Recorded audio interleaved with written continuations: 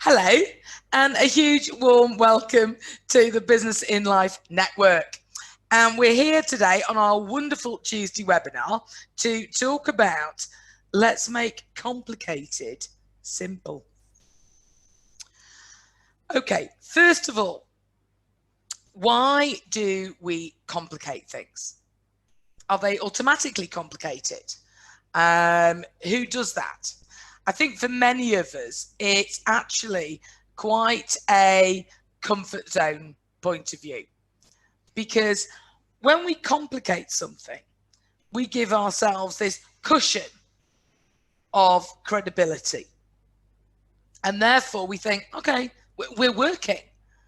How many people have got pages and pages of notes on whatever subject? Yeah, exactly.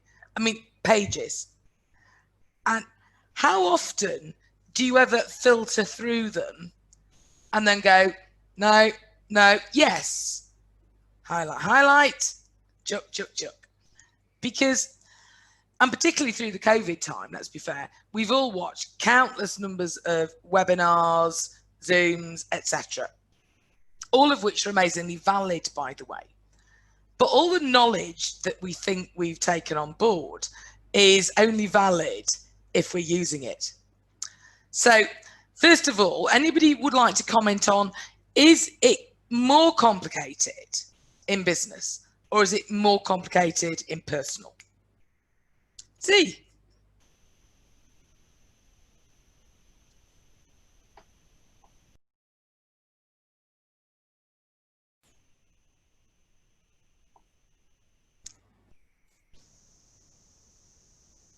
Z, are you hearing me? Now I am, yes. Oh, okay, yeah. Cool. Now, I was just saying, Z, is it more complicated in your business life or your personal life? I think at the moment it's more the business side. Okay. It's not complicated. It's just that I'm trying to make it work, and it's not happening. So yeah. So it's basically through the COVID times, yes. Sure. Okay, so that's slightly different, isn't it? That's yes. not the normal. Yeah, it's not normal. It's not normal complicated, but I would say normally a lot of personal stuff, unfinished projects, you know, that's more personal, I would say. Yeah. I think the fact you've just called them unfinished projects is quite enlightening, isn't it? Because it's like they're there as an unfinished item in your head. And that in itself makes everything a bit more complicated, because every time you make a decision about how you're going to spend time, you then actually go, oh, but I've got an unfinished project that I may want to finish. So I'd like to, as I say, for the benefit of the people here now and also for the people on replay, does success have to be complicated? I know for many years, I thought the more complicated a system was, or a procedure was, it meant it had more value. And that's what I thought business was about. I'm not sure. Hi, Sue.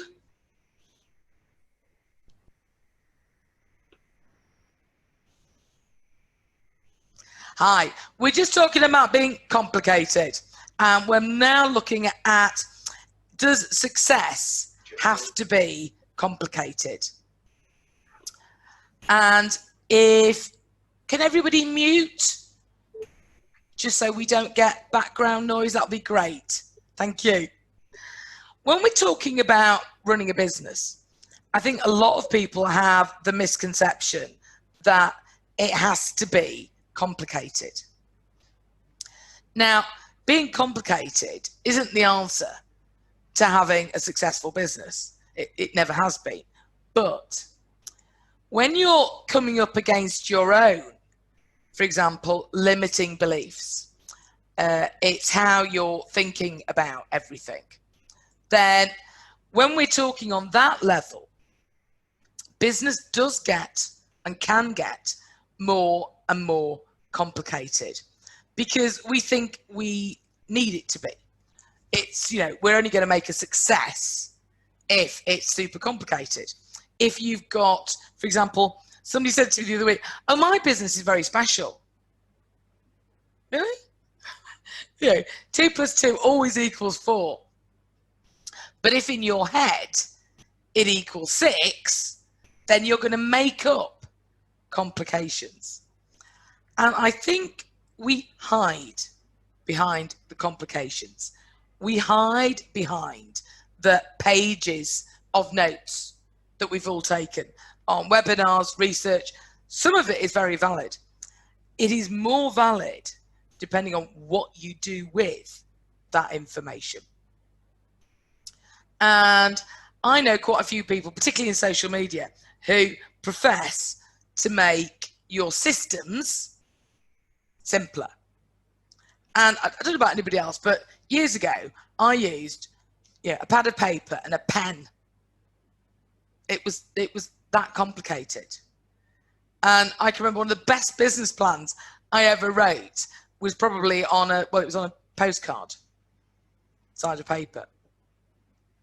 So tonight is all about looking at that complexity that we automatically either assume or instigate and why we're doing it.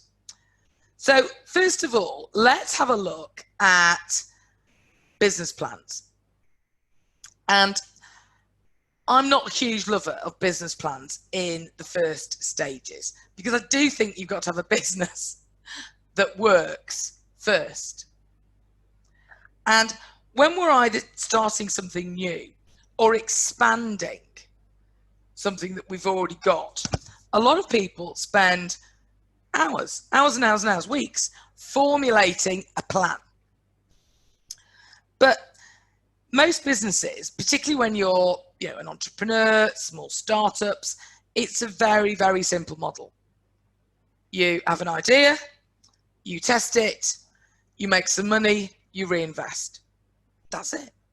Repeat until you get to the size where then maybe either you wanting to borrow money or you wanting to merge or do whatever, then maybe you need a business plan.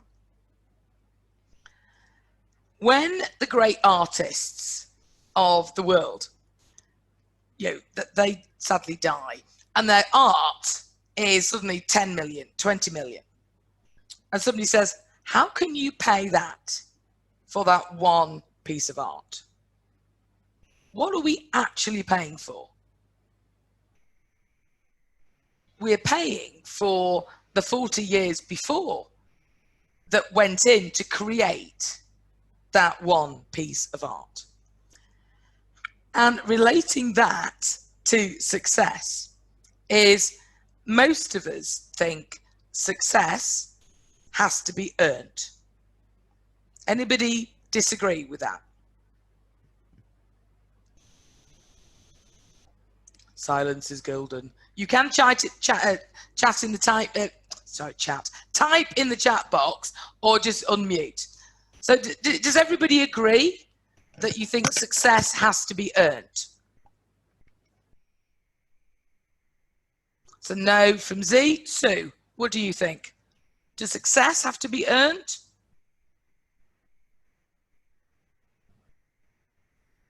Yeah, I think so. Cool. Okay. And what do we have to do to earn that success then? Build a reputation and work hard. Yeah. Yeah. What happens if I could wave a magic wand and give you success tomorrow, Sue? How would you feel? A bit deflated. Yeah. You'd be like, is that it? Obviously, the magic fairies, I can't do that. But you actually don't think you've earned it. No. How many people have said to me, oh my God, Jane, you earn everything you've got? because I work hard. Okay. What if I didn't work hard? What if I spent 7 hours a day on the beach? Would I still be worth it? Yeah. Because maybe I've done like a great painter the 30 years before that you've not seen. So when we're looking at business success, and when we're new to business, or we're restarting, or we're a bit further down the line, sometimes you get these little drops or big of fabulousness, and it can either be synchronicity, opportunity, good luck, does happen, the result of a bit of hard work, the right networking, meeting the right people.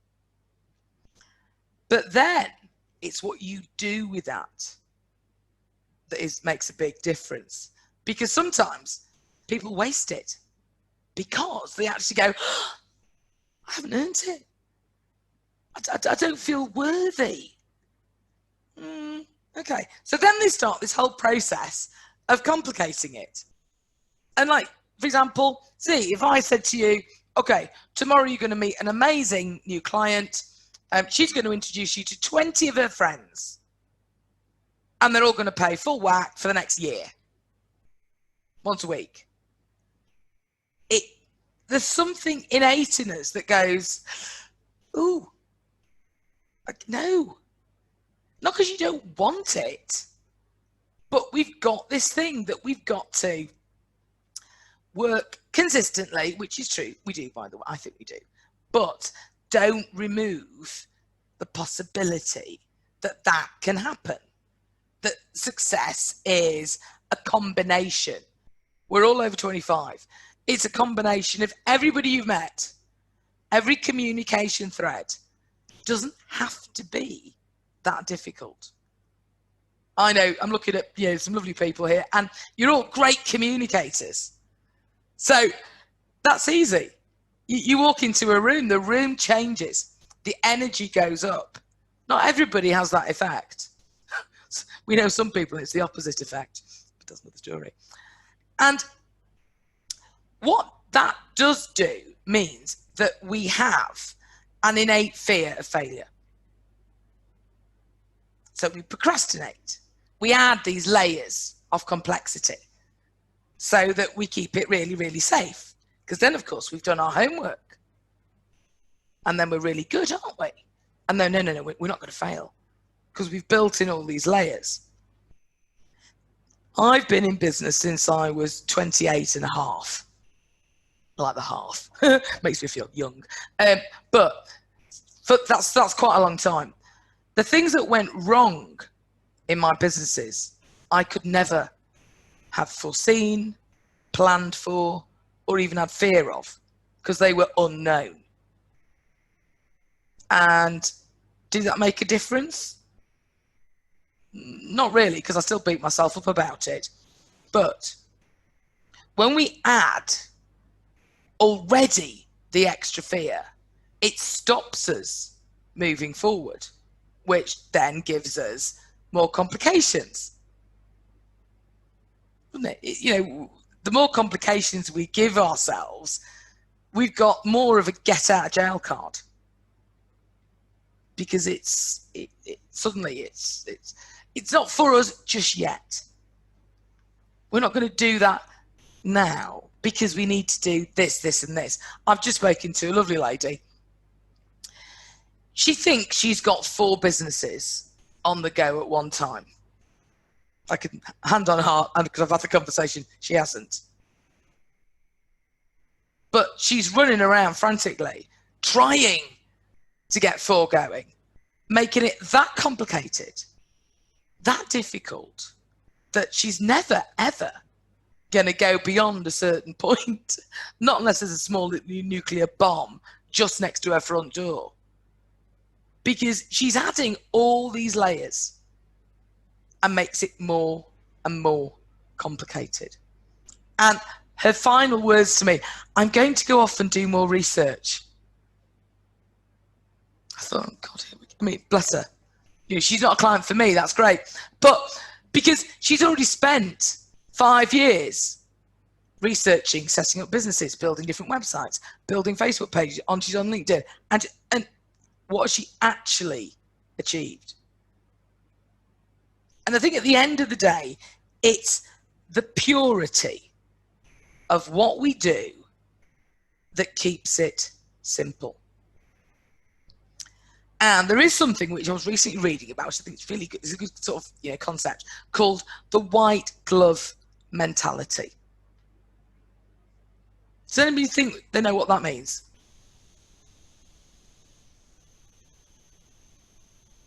I've heard of it, but I can't remember in what context I heard it.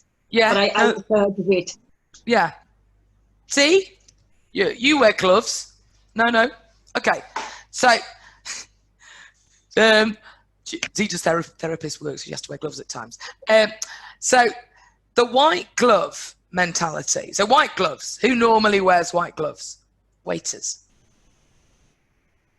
So usually the better established, not the better, sorry, the higher up in the echelons of this world that particularly we used to live in. Not now really. People used to wear white gloves when talking and handling your very VIP clients. If you stay away from offering a white glove service, it keeps you safe. You become the same as the next shop in the high street, the same as the next therapist, 2 miles away, because you're not upping your game. You're not offering more value. Now, to offer those things, you've got to be able to do them. And it takes quite a bit of guts. When, even if you've been in business, Z, for a very long time, other people may be on the call not so long. But it takes guts to stand there and go, right, okay, I could do this. Where are my white gloves? I'm putting them on. Because if you don't do that, it's safer, isn't it? You don't have to stand out. You don't have to step up. You don't have to give better customer service, better value. If you follow a mainstream, that's fine. You swim with all the other fishes. It's like, hi, yeah, how you doing? Oh, bit rough on certain days, but I'm okay. If you put yourself on another pond, pool, river, and there's like only a few of you, you're going to get spotted, aren't you? Trust me. You do. And then that means you're a bit more vulnerable. But it's less complicated in your head. Because you think, okay, I'm with the others. It's okay. We're in our own little team. With the entrepreneur gang. Hey! But you're not offering anything extra. Anything more. And if you're not, your head's not on the chopping block. And that's where actually though, if you offer more, it's less complicated. Why is it less complicated if you offer more?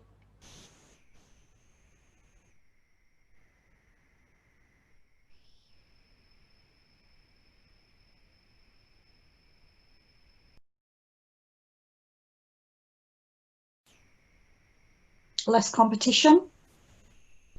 Number one answer, less competition. What else?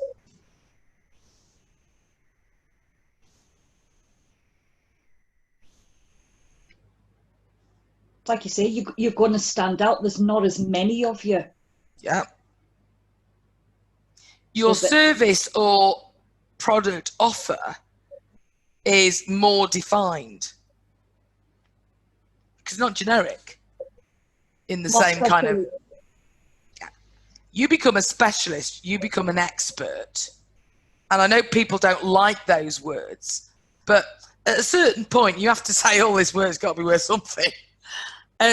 So the more you stand out, the easier it gets. Because you know your niche. We're back on that again. So he's going, oh, niche. Oh, not faint. Every time I manage to drop it in the conversation. Because we know that the narrower your niche. So now we've got the narrower your niche, the more defined your client is. And now I'm going to say on, and the more specialist white glove service you offer or product, it gets easier. Less complicated. The more fluffy, the more broad you are, it gets super, super confusing. Now, another way to make things really, really simple. What's simple about 1 and 1 equals 2?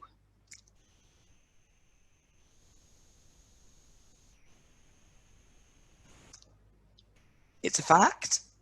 Well, hey, maybe disproven 20 years down the line, but at the moment. So what about that is simple? 1 and 1 equals 2. It's basics. It's where you start. Exactly. So even if I said, I mean, we can talk about the law of vibration and relationships, and 1 and 1 can then equal 7. That's another issue. But on a business footing, on foundational levels, your margins and your real costs are not negotiable. They're about your calculator. You know, sorry. How many people, and I think service providers in particular, are terribly, wary of looking at time versus costs versus return. So when you're offering anything on a standard Excel account sheet, you will find your fixed costs. That includes that light bulb for everybody. So if you're a service provider, for example, and you think, no, it's all right, it's only my time. I'm charging, you know, I don't know, 100 an hour. Doesn't matter whether it's drachma, dirhams, whatever. Okay, that's what you're charging. But what are your real costs? Time.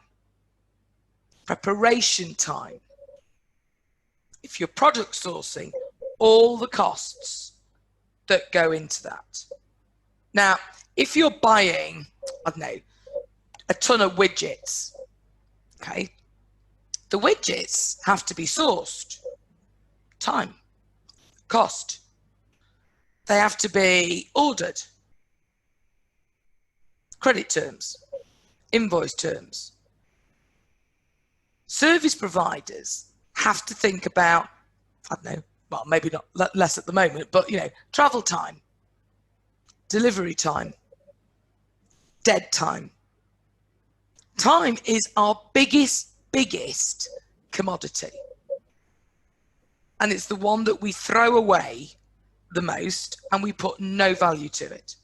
Because actually, we don't want to. Because then suddenly our actual hourly rate drops. Nobody wants that. But that's why we have a gross turnover and a net turnover. And that's why we've got a balance sheet with the things that, you know, add up value and the things that take away from us. But when we're looking at any kind of business, people are very keen to spend a lot of time doing something that maybe actually produces the smallest amount of profit. Now, that's okay, depending on what you're in the business for. But when you're pivoting, establishing, developing, you need to have the smallest amount of time and the biggest amount of profit, real profit.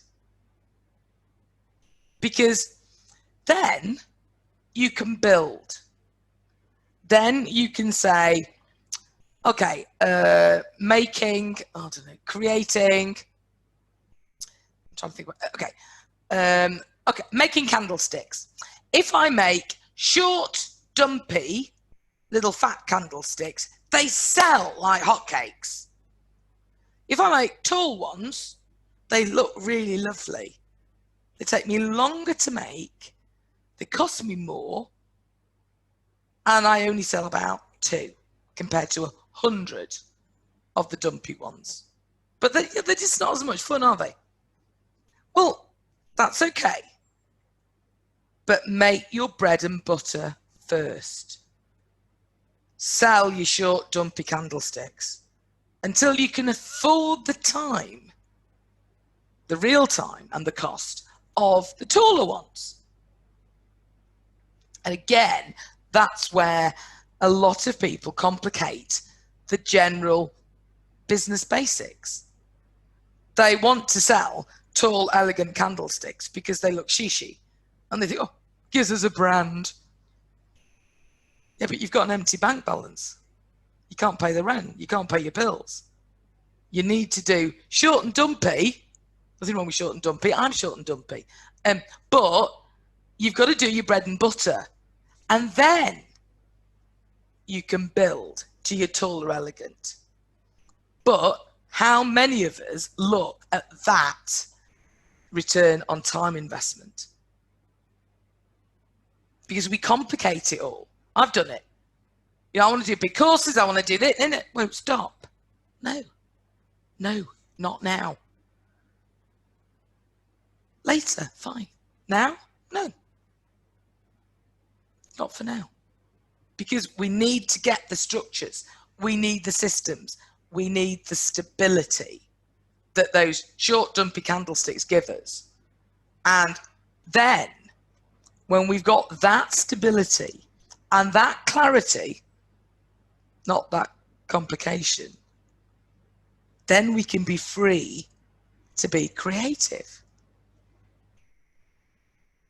Before, you're trapped in a whirl of complicated, big, small, short, thin, fat, too complicating. You're not going to be able to absorb what's going on in all your profit centers. What happens if you do all of this and your business goes boom?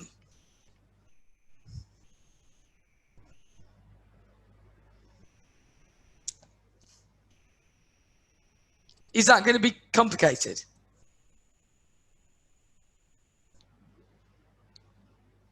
No, just different. Yeah, but you've got a structure in place that's, say, meant to do, I don't know, 10 euros a day. Right, so your system works for 10 euros a day. And suddenly you're going to do 500 euros a day. And your system can't cope.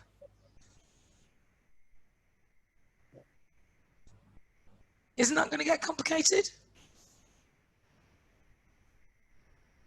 Well, the process is the same. Yeah. It's just multiplied. Yeah, but what if you haven't got the space to multiply? Or the cash flow?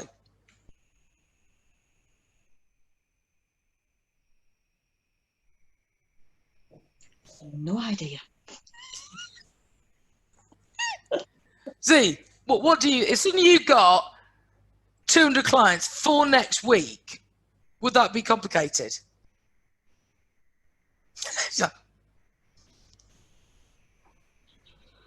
I couldn't cope with all that, so you Yeah. know. But I'm just looking at it as a general in business. I mean, you'd have to put all those things in place to be able to grow anyway. Yeah. So you update with all your profits, you update your systems, and you'll be able to take more volume or whatever. But I don't know about whether it would be relevant to my my Yeah, thing. if you got 200 clients next week, you'd be on the phone to me having a panic attack, which would be great. No, yeah, but it's just impossible, physically impossible. The one to one to fit in Limiting. all 200 people in a week, Jane. Come on. No. I know it's physically impossible. That's what I'm saying. It is impossible. So if you got an order for 20,000 next week, it'd be like, but it would get complicated. That's what I'm saying. That we all trundle along, but sometimes we don't look forward and say, well, okay, X amount of growth you can allow for, yeah? And if it goes beyond that, what do you do? If it's cute, post it. Write on a post-it what you do if you 5 times your income next week. Now, whether that be product, appointments, widgets, what would you do on a post-it? You're not allowed to fill 100 of them in either. One post-it. Because sometimes the fact you haven't had that thought and means you don't actually get it. I know that I'm talking extreme examples, by the way, but I'm saying that because we limit what we allow into our world, because we complicate it, because we think, well, we couldn't cope. I wouldn't know. For many years, I had an amazing lady called Dawn. You'll meet her one day. Well, she already has, and you will, so you'll love her.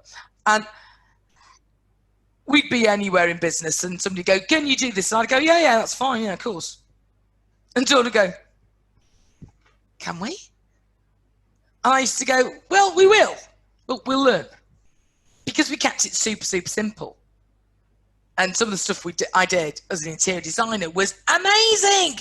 And it wasn't simple at all. But, everything's got a step process. But just literally post it. What would you do? Who would you call? See, you could, maybe find other therapists to help you. Yeah, sure. Yeah, but just 5 points max. That's all I'm saying. Because if you're open to it happening, all right, maybe you won't get 200 next week or the week after, but you might suddenly get a bit of a jump up. And if it's there, we're not talking a business plan the size of War and Peace. We're talking that size of post-it. That's it. Just a few points. Because what you don't want to do also is not be prepared. And I think that's what happens. I do lots of work because I love it and I'm sad and I don't have a life. No, it's true. I love it. But it also means that most things I've either experienced already, bit whatever, highs and lows, but I'm also quite prepared. And I'm also super, action plan. Where's my week's action plan? Here we go. Hold on. Oh, there you go. That's it. Look.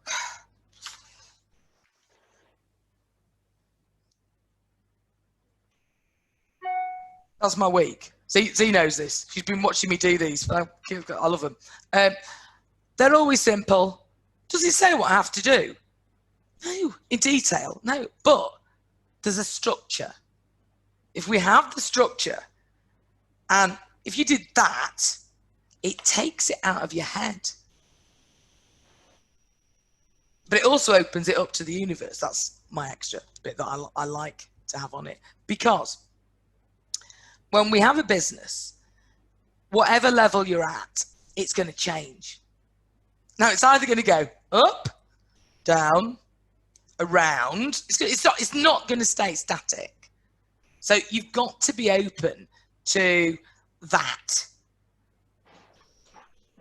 And actually being open to that is much more alarming, complicating than you think. But literally, a few points on a post-it, not a big A4 folder stuffed with 272 pages, takes away the complication. So, Z, what do you find complicating in your business? Right now, well, I'm not working, as you know. I can't. But generally, I find the time that I spend, and I spend far too long on manual therapies. I mean, manual preparation for individual therapies for each person, because it is an individual thing. And just so that they can support the treatments at home, I devise a individual homework for them, and I need to mechanize it. Basically, I need to make it a little bit. That's complicated for me. That's complicated. And again, I don't charge enough for the first appointment, because I did a consultation yesterday and a first treatment, and the consultation takes a long time.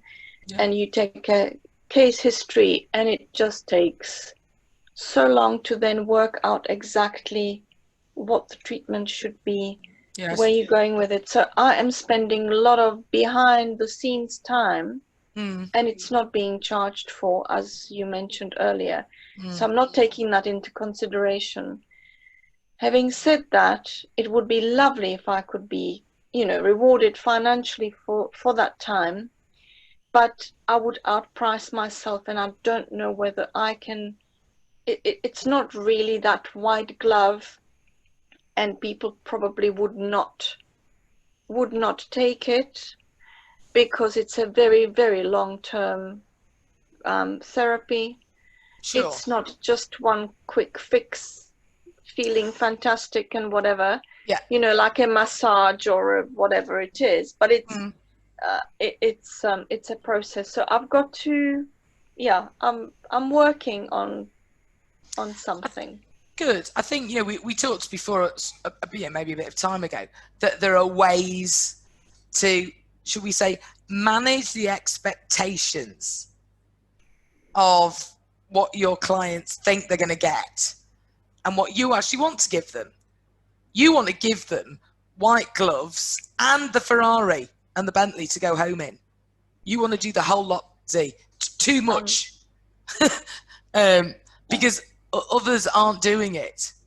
And you're trying to be more than. So, and because your treatments are so one-on-one and so bespoke, you can't possibly do that on the budget that you have to allow.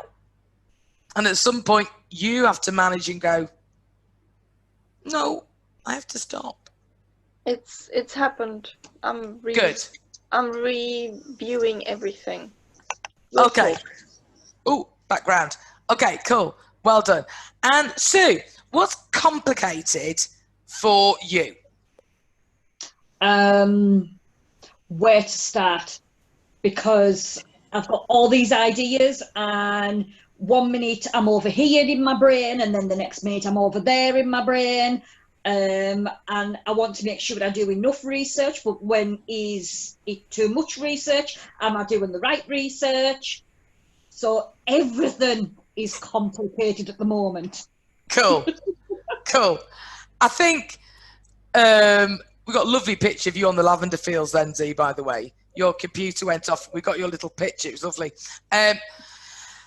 Z and I have known each other for some time. She used to live very close to me. And now she's back in the UK after a very long break. Excuse me. I think, again, it's step by step, Sue. Because, excuse me, sorry. You know you can't do everything. But making the priorities. And literally, it's a bit like, excuse me, sorry. It's a bit like baking a cake. Don't know where that analogy came from. But but you've got a list of ingredients. No problem, Z, don't worry. I spent most of yesterday at 5%, it's fine. I didn't actually, that's a lie. Cool. Only it was that simple, seriously. Maybe one day in the future we could just plug ourselves in. But if you take that analogy and stick to it, you'll be okay. But where do I start? What does it say on the top of your recipe? Ingredients, method. What does it say before the ingredients? Recipe. Recipe. For whatever it is. Exactly. It's got a name, hasn't it? Cupcake.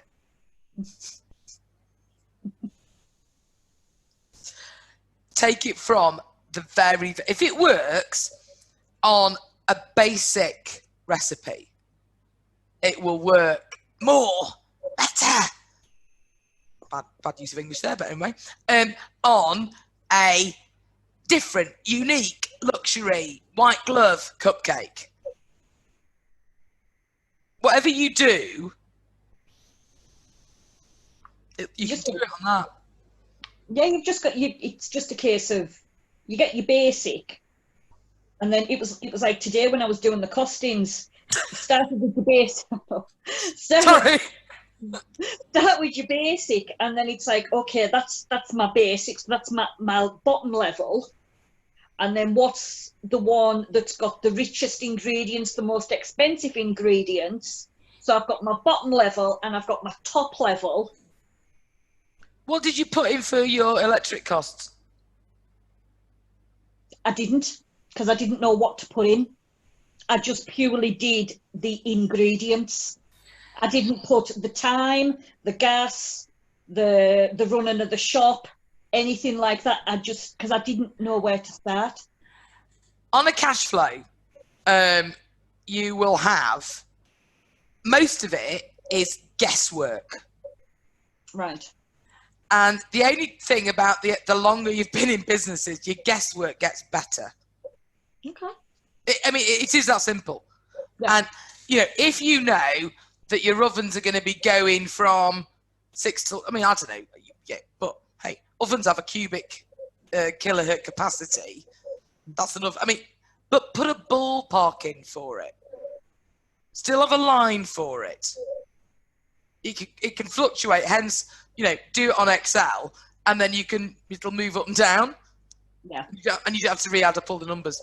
But that way, it keeps it super simple. Because if you're baking cupcakes, to bake 100 cupcakes is going to take the same amount of electricity or gas or whatever. Yeah. Unless there's double baked, double frozen, I don't know. I'm sorry. But are you with me? The basics, and like Z for you, that treatment, opening the door, letting somebody in, providing fresh linens, it all costs, but it's the same. So how do you simplify it, but include it? You've got to include a cost. Because like the lady earlier today with 4 businesses, there's probably half of one that's got the chance of being viable. That's fact. But I tell you now, 6 months down the line, she'll still be slogging her, a butt off on the other 3.5. Because that's making life super complicated. Because keeping it simple also means you've got to be super honest and go, oh, well, didn't work. That's okay. We've all tried different aspects of businesses and gone, well, that wasn't the best. But the thing to do is to get out super quick. Again, keep it simple. If you know your numbers and the numbers don't add up consistently and you can't change them, they're not going to get better, are they? No. And when we've got, I'm going to say, I think it's a bit irrelevant, but an intentional culture. So when we wake up in the morning, how do you want other people to see your business and what you do? Prepared and ready. Yeah, prepared, ready. There's going to be a certain element of your core values, your mission statement, how you yourself are perceived as a business person.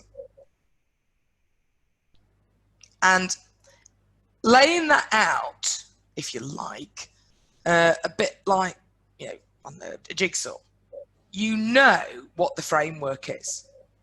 No matter what you do in the day, you know how your business is, how it is perceived.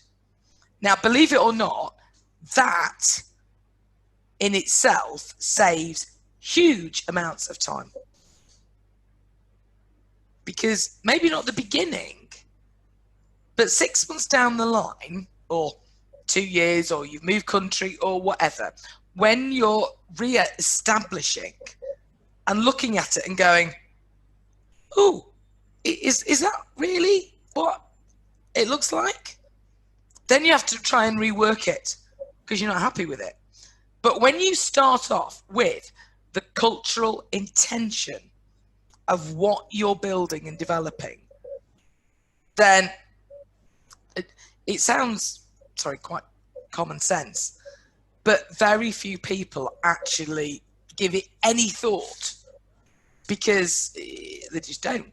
They're too busy building a business and they think it's not about that. But further down the line, when the intention wasn't there and somebody says, I'm not meaning to use you as an example, but somebody says, because we haven't, it's not enough yet, but let's take another, okay, we're back onto the candlesticks. When somebody says, oh, they're all right, those candlesticks, aren't they? They're a bit cheap looking though, don't you think? Yeah, she's all right. Yeah, no, she does an okay job. You were just trying to do your best because it seemed right, the thing to do at the time. But what you didn't talk about was your great candlesticks, your great service. So even if you were reaching it, people only ever thought and talked about your okay candlesticks. So the intention, the cultural difference wasn't there from the start. Whereas if they said, hey, they do really good basic candlesticks, and they've got some really great ideas going on about how, bigger and better and slimmer and taller and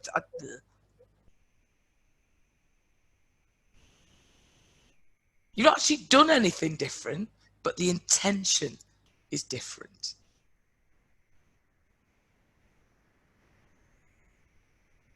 And so it's different again. But again, you can be your intention. And particularly when you're developing new concepts, new ways, just alone talking about the intention is enough. And people go, oh, okay, that sounds good. And when they go and talk about you, because people do, they talk about what you're intending, but they miss out the word intending because they don't hear that. They don't listen. People don't listen properly. And what's, I think, the last thing we need to do to keep it super, super simple and not complicated?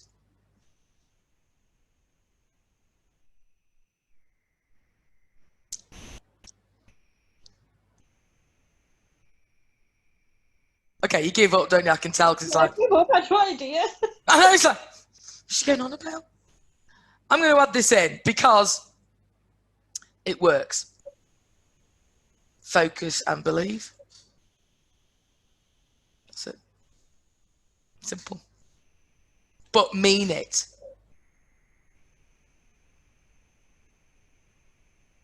So whatever your way forward is, wherever your freedom lies, focus, believe. And we know Mike Dooley, it's the cursed house. Forget those. It's where you're going. That's it. The rest will come. You know. It's like me. I know I will have a new relationship. That's a good example. And, you know, do I know the house? No. Do I need to? No.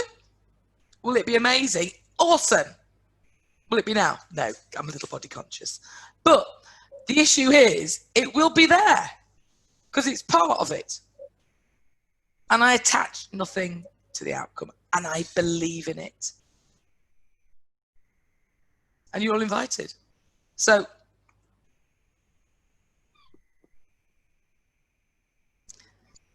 Z, what was something that you can take away from tonight? The project I'm working on, I'm on the right track. Good. It is complicated. I'll tell you about it. It is. The technology is very complicated. Change the word. Just change the word complicated for another word, it'll help. Technology is very complex, very high tech. Multi-leveled. Whatever. Makes it sound like a car park, but it's mentally easier to deal with. Yeah. Isn't it? So, but it's going to be useful. It'll be helpful. It'll help a lot of people. It's fabulous. And I focus on it every day and I believe in it. And Good. I trust it's going to happen. Good. And I'm very excited. Oh. So this COVID time and not being able to work has been very useful for me. I think there are a lot of people who wouldn't be where they are now without COVID. I think a lot of people should be very grateful. Mm. Not for the nasty bits, but you know, for the good bits and all the things that have made people look differently. But I'm excited to hear about this cookery book. Oh, Sue's. It's well, that's up to Sue. It's not a cookery book, but anyway. So, what did you has anything from tonight helped, or hopefully made things a bit simpler?